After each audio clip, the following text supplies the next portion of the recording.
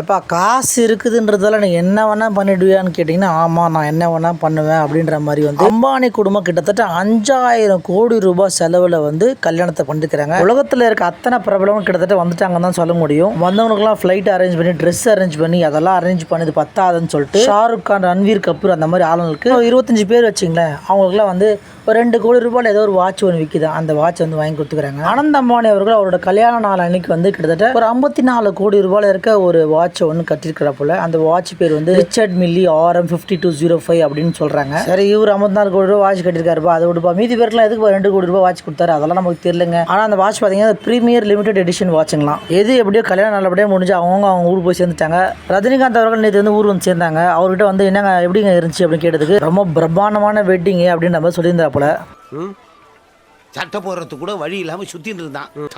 ரொம்ப வயிற்றுச்சல் புடிச்சு ஐராயிரானே. இந்த மாதிரி சுவாரஸ்யமான விஷயம் என்னன்னா உங்களுக்கு நம்ம சேனலை சப்ஸ்கிரைப் பண்ணுங்க, லைக் பண்ணுங்க, கமெண்ட் பண்ணுங்க. பாய்.